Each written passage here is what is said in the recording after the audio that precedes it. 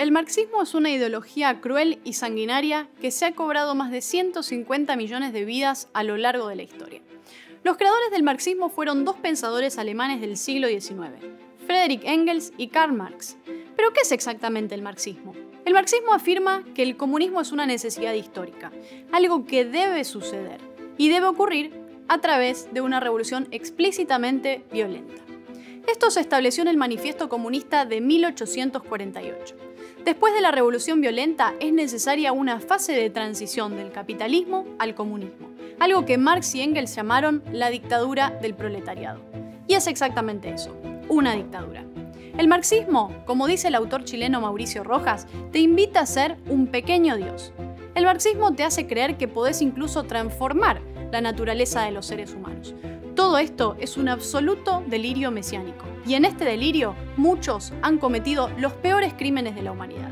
En todos los lugares donde se han aplicado estas ideas marxistas que pretenden crear un paraíso en la tierra, el resultado es siempre un infierno. El marxismo conduce siempre a un régimen totalitario. Algunos defensores del marxismo dicen que en realidad las ideas de Karl Marx fueron mal aplicadas o que no fueron fieles al mensaje original del marxismo. Esto no es así. Veamos lo que realmente dijo e hizo Karl Marx. Tras abandonar Alemania y establecerse en París, Marx estableció contacto con el movimiento socialista de esa ciudad. En cuanto al socialismo y al comunismo, Tugan Baranovsky escribe en El socialismo moderno que Marx no aportó nada al socialismo como teoría, sino que hizo como el jardinero que selecciona de un conjunto de plantas las que va a utilizar, cultivándolas, protegiendo su crecimiento y ofreciéndolas para que el mundo las admire.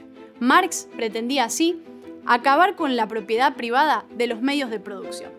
El objetivo del marxismo es entonces la destrucción del Estado capitalista para instaurar el Estado proletario. Para eliminar las clases sociales es imprescindible pasar por un periodo de transición política, la mencionada dictadura del proletariado. El marxismo busca, al mismo tiempo, una reorganización total de la economía, ya que según ellos es necesario combatir la enorme fuerza de las costumbres heredadas de la sociedad capitalista.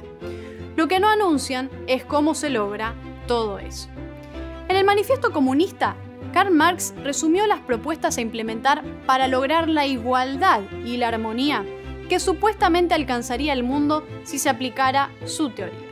Veamos algunos puntos.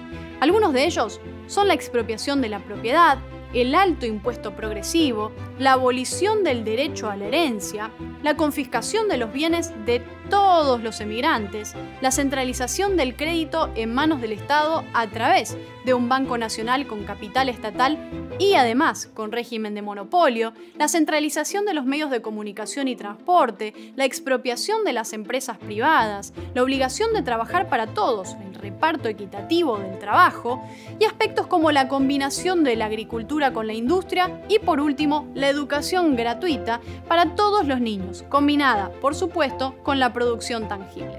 Una vez completados estos 10 puntos, la primera fase del comunismo habría terminado y estaríamos preparados para proceder con la segunda.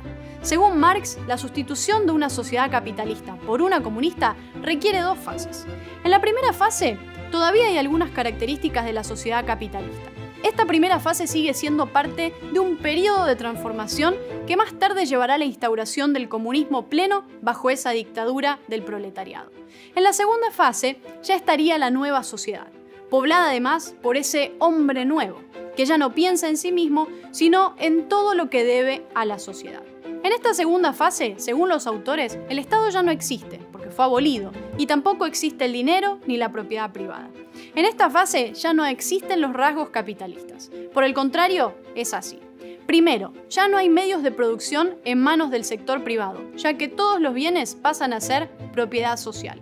Segundo, las clases sociales dejan de existir. Tercero, los intereses individuales se convierten inmediatamente en intereses sociales. Cuarto, los seres humanos ya no están obligados a trabajar para satisfacer sus necesidades, sino que cada individuo elige libremente el trabajo que va a desarrollar y aporta a la sociedad según su capacidad. Quinto, los bienes pasan a pertenecer a un fondo común del que cada uno retira lo que necesita. Y por último, la necesidad de dinero desaparece, mediante un sistema que contabiliza lo que la sociedad produce en función del consumo de la población. El problema es que jamás sucede de esta manera. Se ha probado en múltiples geografías, etnias, religiones y niveles de distintos avances tecnológicos.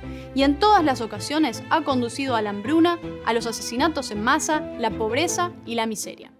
Bernard Henry Levy lo dejó claro en Barbarismo con rostro humano, cuando escribió lo siguiente: aplica el marxismo en cualquier país que quieras y al final siempre encontrarás un gulag.